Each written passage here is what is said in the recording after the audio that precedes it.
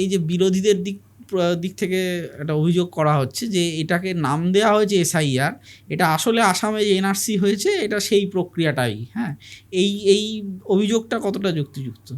এরও ধরুন কয়েকটা দিক আছে। এক টেকনিক্যাল দিক যেটা আপনাকে নির্বাচন কমিশন বুঝিয়ে দেবে যে এটা কেন এনআরসি না।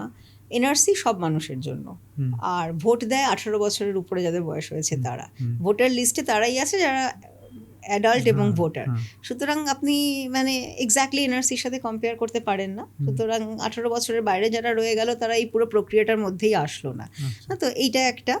আর এনআরসি যখন আসামে করা হয়েছে এটা অনেক লম্বা সময় ধরে করা হয়েছে। এটা এই 1 মাসের মধ্যে electoral roll division, NRC list টাঙিয়ে এই সমস্ত হয়নি, অনেক লম্বা সময় ধরে করা হয়েছে।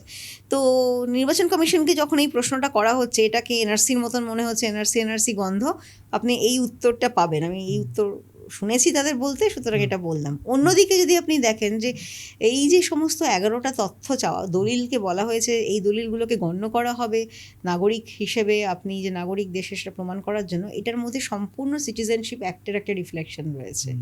সুতরাং সেই দিক থেকে যদি ভাবনা চিন্তা কেউ করে এবং কেউ ওইভাবে ভাবতে চায়, সম্পূর্ণ না হলেও আংশিকভাবে মনে হতেই পারে যে এটা পিছনের রাস্তা দিয়ে এনআরসি করার চেষ্টা। মনে হলে তাকে দোষ দেওয়া যায় না, কারণ যে ধরনের নথির কথা বলা হচ্ছে এটা সেই এনআরসির কথাই স্মরণ করিয়ে দেয়।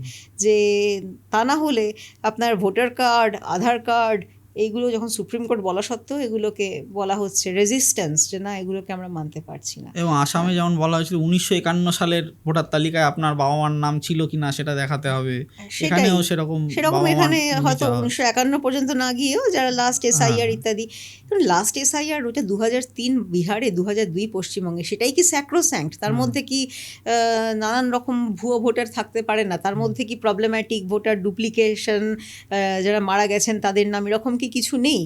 নির্বাচন কমিশন হলফ করে বলতে পারেন? নির্বাচন কমিশন আজকাল কথায় কথায় হলফনামা দিতে বলছে, নির্বাচন কমিশন হলফনামা দিতে পারে কি? তো মনে হয় পারে না। তো সেই জায়গার থেকে দেখতে গেলে ওইটাকে ধরে নেওয়া যে ওখানে যারা আছে সব ঠিক আছে, আর যারা ওখানে নেই তারা সবাই বেঠিক, এই যুক্তিগুলো অদ্ভুত।